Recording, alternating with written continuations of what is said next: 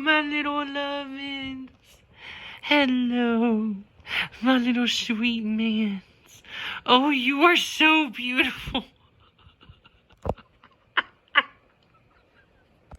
You're so cute. Yes, you are. Oh! It's because I think it's a psychological reason. It's Gabby's birthday. We just wished her happy birthday, and then here's Joe. Hello. Technically, I wasn't born for another like 2.5 hours. Probably move this out of the camera. That's fine. Not 2.5. Yeah, I technically wasn't born for another 2 hours, but. Period. Hi guys.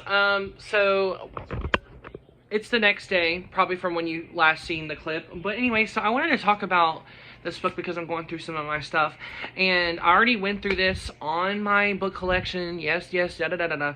But I wanted to talk about that and my 2 experiences with these. So this is a book about creating your own spirits to attract pleasure, power, and prosperity and stuff like that. So I only used it twice, and once was for a relationship that was completely failing and that my guides were telling me to leave, and I didn't listen pretty much, but I created a servitor to keep the man from cheating on me.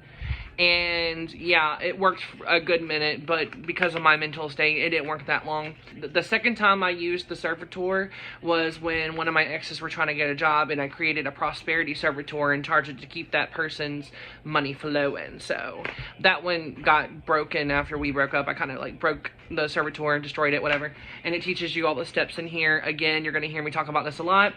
I mean, it teaches you about the vision and visualizing your servitor. It talks about the powers you want them to have, because you specify what powers you want them to have. You specify timing and of action, like when to call on them, when you want them to intervene in your magics, when you want them to step forward. Then there's appearance, how you want them to look. Let's see what else. And then you got the name and how to call them. Like, it writes down, especially if you're a person who's struggling to manifest your desires, it teaches you how to visualize step by step. So that's a very good important note that I wanted to add in there. But it teaches you everything. Like this one says, servitors respond to their name when called. Say or think the servitor's name 3 times. Allow yourself to sense its presence, and that's all it is required. Give your servitor a distinct and memorable name. You do not want to confuse one servitor with another, blah, blah, blah. It like just goes to the whole warnings and precautions and stuff like that. But this is really good. It also teaches you how to make your weapon to get rid of your servitor. But yeah, I got that out the way because I've been wanting to make a video about this, and I just didn't have the time to sit down and actually record a regular video, but I'm vlogging, so might as well talk about it. So Servitor Magic's really good. I recommend it for beginners. If you know, you know. I love Charmed. I'm now in season 4. Yes! I've just rewatched it over and over and over and over and over and over.